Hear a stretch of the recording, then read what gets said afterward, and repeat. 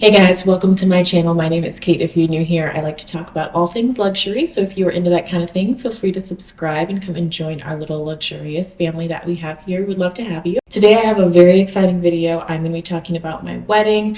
I want to talk about the trip that we took. We got married in Sedona, so I'm going to talk about what we did while we were there, and I'll go through how everything went with the actual ceremony and after. And I just want to show you guys everything that I have because I'm super excited to share, and I know that there were a good amount of people who were interested in seeing wedding related content, so here we go. So instead of doing a wedding weekend, most of our people who we were going to invite don't have like typical 9-to-5 jobs who are working Monday through Friday, so we ended up doing our wedding on weekdays. It was kind of just what was easiest for everybody. So we got an Airbnb in Sedona. The Airbnb was from Monday to Thursday, so December 16th through the 19th were our dates, and then our wedding was on the 17th. I'm going to scoot over this way so that I can put clips over here. Mostly everything that we recorded is vertical because we wanted to be able to use it for short form content on like TikTok, Instagram, YouTube Shorts, kind of like split everything up because it wasn't just going to be for one YouTube video. So I'm going to explain everything and I'm going to put it over here so that you guys can see it. So on Monday, we got everything ready to go. We packed up the car. The car was so full. We live about 2 hours from Sedona. We live in Scottsdale, so the drive is really not that bad. But my dad was flying in on Monday. Everything worked out fine. He came over to our place and then we drove with him up there, and everyone else took separate cars up. There were only 11 people who came to the wedding and there were 8 people who stayed at the Airbnb. So it was very, very small. And the reason that we wanted to do this, first of all, I didn't want to plan a big wedding with 100, 200 people. That was just not going to be my vibe, and I also didn't want to take on that responsibility. It seems like a lot. We figured instead we could pay for our families to have like a little, mini vacation. Sonny's family mostly lives here, and then my family lives in Michigan and Colorado. So they came out here. My dad got to see Sedona for the first time. 8 of us stayed in the same house, so our families got to know each other really well. It was just so perfect, and I think that that's such a good idea to do like a big Airbnb. Everybody got their own rooms, like all the couples got their own rooms, and then there were a few individuals, so they've got their own rooms too. It was perfect because it was a big house and everybody had their own space. And it was so nice just to really like actually bond with everyone instead of having a big wedding where you're not even sure if you're gonna be able to talk to all the people who flew in to come see you. We made it like a little family reunion so that everyone can get to know each other. My parents have never met Sonny's parents in person, so that was new for them. And it was a really good setup, and I think it worked really well for us. So Monday we drove up, we were able to check into the Airbnb in the afternoon. We got to see a little bit of the sunset when we got there in this house. It was absolutely gorgeous. The house was so pretty. It had this huge window at the front and it looked out onto the mountains in Sedona. So the cool thing about Sedona, if you haven't been or if you haven't seen pictures, is that the mountains, the rocks there are red. So like everything is really centered around the fact that the rocks are red up there. It's supposed to be a really spiritual place and have very good energy. There's a vortex up there. There's a lot of like crystal shops and psychics, and they center a lot around like respecting nature and respecting the red rocks, and there's just a lot of good energy there. And I feel like it's just such a good place to get married and to have family come together, because I feel like Sedona is such like a lucky and positive place. So we got to look out onto the red rocks. This made me want to buy a house. I loved this Airbnb so much that it made me want to buy a house. It was absolutely beautiful. Like I said, we had plenty of room for everyone. We had a big living room area, and then we had a good sized dining room and like a big kitchen. We brought up a ton of food, honestly, way more food than we should have brought because we had way too much food for that amount of people. And the first night we did a dinner with the 8 people who were staying in the house, and we had some amazing Mexican food that Sonny's family drove up to the house. There's not a ton of places that do a lot of like catering in Sedona. There are some, yes, but they're very picky about the amount of people that they'll do it for. So sometimes they won't cater for a group of like 8 to 12, but they'll cater for like more than 25 people. It's also hard to get reservations for large groups there. A lot of restaurants are pretty picky about that because they only have limited space. It was just not an easy place to plan the food part. Anyway, the food was good. We had a cute little dinner. Initially, we were planning on doing it as more like a little bit of a dress-up thing, but it was just really casual. We ended up going just really casual, very chill. It was the first day that people came into town, so we didn't want it to be overwhelming. And we just all hung out and talked. We had a great time. Everyone got along so well. And it was just a bunch of characters put together that I loved the way that everything worked out. So that was Monday. And then the next morning, Tuesday, was the wedding. So we didn't have the wedding until later in the afternoon. It started at 5 and I had to be at the bridal suite by 4 p.m. So we really had quite a bit of time before we had to do any of that stuff. So I woke up, I was super calm feeling all day. which I am so thankful for, because my anxiety on Monday before we got to the house was so high, and I was so stressed the week before. I was just worried about everybody getting into town okay. I was worried about not getting sick. I was worried about like all the usual things that you worry about when you are having a wedding, even if it's a small one. My mom and my grandparents didn't stay at the house with us, but they came up on Tuesday, so they came and saw us for lunch. We had a good time, and then they went and checked into their hotel before they came to the wedding. So we got to hang out with everyone at the house. Everyone just got to have a good time. We got to just, have a little bit of a leisurely day before it was time to go to the actual chapel. And I will say that's one of my things that I'm most thankful for, is that we had such a calm wedding day. There was no chaos. And then I started doing my makeup a little bit after lunchtime because I didn't want to be rushed in the bridal suite.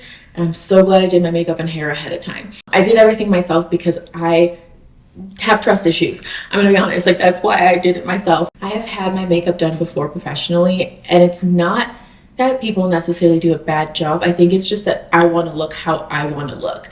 Like I want to look like my usual self, just a little bit more done up. I am a do-it-yourself girl through and through. I did my own hair for years, and I just felt more comfortable doing it myself. And the makeup thing, I practiced for the last 3 or 4 months doing my own makeup, and it paid off because it looked really good. I just took my time. I sat in front of the mirror on the floor. I told Sonny that it reminded me of sitting on the floor doing my makeup in the full-length mirror like I used to before I would go out to the clubs. It was just really, really good. My makeup came out perfect. I ended up putting my hair back into a little ponytail because I was going to put it in a bun.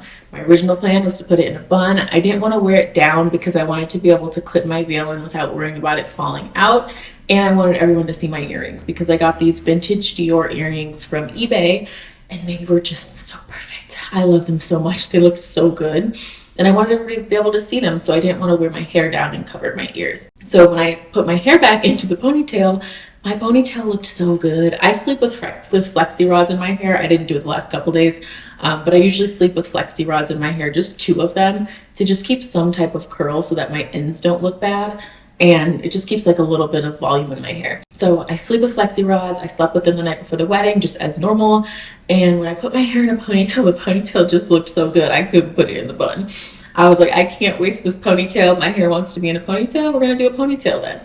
I don't see a lot of brides wear low ponytails, but you know what? That's what my hair wanted to do that day, and that's what I did. So I got ready at the house for the most part, and then I didn't change at the house. I brought everything with me to the bridal suite. Sonny's sister drove us to the bridal suite with his mom, and then my mom met us there, and my grandma met us there so that we could get ready in the bridal suite. It was very, very cute. So the wedding itself was at Talakipaki. It's like a little village area, and there's a bunch of little shops there, and then there's a really pretty chapel. And a lot of times they keep the chapel doors closed, so people don't really know what the chapel looks like on the inside. But I had seen some pictures of it online, and I was like, that's where I want to get married. It has a very gothic feel to it, and that's what I wanted. I wanted everything to be very dark themed, very gothic feeling, and it just fit the aesthetic really, really well. It was also recently declared a landmark. Everyone there was extremely kind and nice, and it was just so nice to be surrounded by good energy. Everyone was very positive. And then it was time for everyone else to go, and they left me in the bridal suite by myself,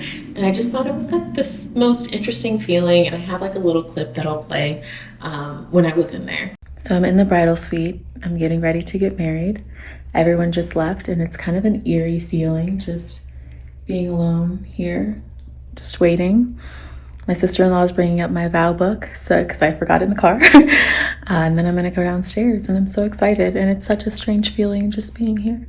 So then after that, it was time to go down and meet my dad at the bottom of the steps. The bridal suite is at the top, and then he was waiting for me at the bottom. We got the moment of him seeing me in my dress for the first time, and that's one of my favorite videos. It was very emotional for me at that point. I was fine up until I saw my dad. And then when I saw his reaction to me, it made me want to cry. It was like, as soon as I saw him, I was like, oh, like this is very real.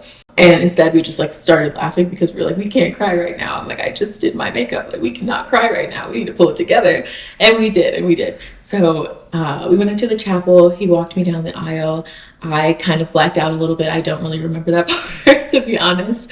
Sonny's brother-in-law officiated the ceremony.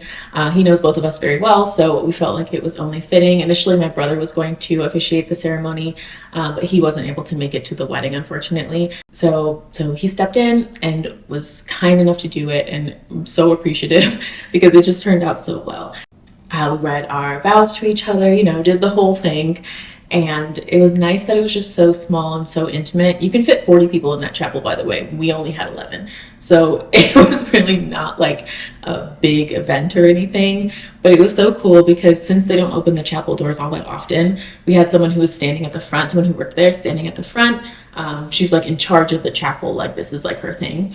And she was standing at the front basically guarding it for people to not be trying to look through the doors, but like everybody wanted to look.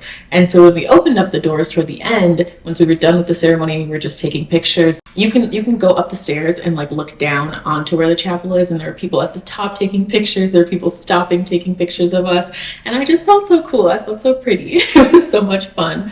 And then we took a bunch of pictures outside. One unique thing that we did that is probably kind of controversial is that we did not hire a wedding photographer. We have a bunch of camera equipment. First of all, I of course do YouTube and have been doing it for a long time. And then my husband used to photograph weddings. So he has always been into photography. He has great cameras. Like between the two of us, we have a ton of camera equipment. We have lighting, we have all of the stuff. We also have some very creative family members and friends. So we handed out a few different cameras to our family and friends. And one of our friends took a majority of the pictures, and he did an amazing job, especially because, you know, he obviously doesn't normally photograph weddings. And he did an incredible job. Basically, Sonny was guiding him on how to use the camera, the shots to set up, and then he was taking the pictures and adding like some of, you know, adding some of his own shots too that he was setting up. So it was really cool. Everybody got super into it. We had so much fun. It just worked out perfectly. Honestly, with a wedding that was so small, we weren't super distracted by everything. We had tons of time to take pictures. The main reason we didn't hire a photographer was because we didn't like any of their work in Sedona. And we could have had somebody come in and come out with us, but there were not very many wedding photographers that I liked their style. And we are very picky. Like our apartment is like filled with art that's like fun and interesting. Like this is our chill art that's in the bedroom, but like, you know, we've got a bunch of crazy stuff everywhere. So we wanted something that was a bit more unique, a bit more dramatic. And we just didn't see anyone, especially in that area, who had the style that we wanted. But yeah, that's like our probably most unpopular thing that we did was not have a photographer or videographer, and we got everything that we wanted out of it. So I have no regrets there. That was the thing that I was most stressed about because I'm like, I want to make sure that we get the pictures. You know, I feel like most people come out of their wedding and they have like maybe like 3 or 4 pictures that they really love, and then the rest of the pictures that they never really show anyone. And we felt like we could do that on our own. And I feel like we absolutely did. I feel like we nailed the pictures and they were great. And I'm so happy that we had people who were comfortable with us and like close to us photograph it from their perspective. Like it's just so special to me. So then we all went back to the Airbnb. That's kind of where we had like our reception. We played a bunch of music. My dad was singing. We were going to do karaoke, but we didn't get to that part. My dad was just singing, so I put on the song that he was singing and he sang karaoke. And then the other thing that we did that I haven't really seen people do, maybe some people do it, I don't know, I didn't really look it up. My mom got the cake and we were supposed to find a cake topper. I said I would take care of the cake topper and I forgot. So we got like 3 days before the wedding and I was like, I never bought that cake topper because I had looked at a bunch of them and I didn't like them. I wanted something that was not like cursive lettering or like 2 people standing on the cake. I wanted something that was different. And then by that time, I didn't have any time to get anything made that was custom. So I went with candles. I bought silver candles and I bought black candles just to see which ones would look best on the cake. The black ones I thought looked better, so we put the black candles in. One of our friends helped us light the candles. We counted down from 3 and we blew out candles on our cake. And it was just very special because it was a little bit different. And then we cut it together, of course. We like fed each other a piece of cake like you're supposed to do. I don't think that we're going to end up freezing a piece we still have some in the fridge. I don't think we're going to end up freezing a piece for the next year, but we did have like a little night the other night where we drank some non-alcoholic wine and we had a couple bites of the cake just so that, you know, we could do the thing, but like, I don't want to eat year-old cake really. That's as close as we're probably going to get. Our friend gave a toast. He did a beautiful job and we just hung out until everybody got tired, honestly, and then we went to bed. And then the next day we went on a little trolley ride just to go and see the sights in Sedona. Like I said, my dad had never been there before. I think everyone else had been there but him. But yeah, he had never been there before, so we went and did a trolley tour just so that he could see everything. We hung out, we had a great time. Everybody was laughing the entire trip. And then the following day, we drove back home. And that was it. It was amazing. It was incredible. It was everything that I could have wanted it to be. I feel like I got everything out of it that I wanted. Sonny and I were both very happy with how it turned out. Everyone had such a good time.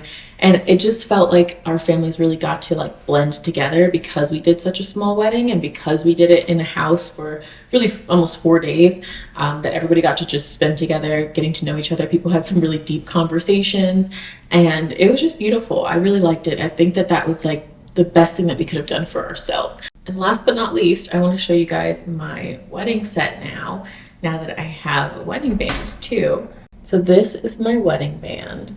It's a 6-stone band. It's very cute. I waited until the last minute to pick out what I wanted, and this almost didn't come on time. It is beautiful though. I love it. I think it goes really well with my engagement ring. The two of them together sit pretty flush with each other. And I specifically wanted it to be even on both sides. This has 6 stones instead of 7. A lot of like half eternity bands have 7 stones that are around the size. And yeah, it's kind of a lot wearing both of these, to be honest. Like, it's kind of chunky, but I feel like I will get used to it because I don't know, I want it to be a little flashy. I like the flashy look. That's what I wanted, and that's what I got. Like I said, I had an amazing time. Everything was perfect.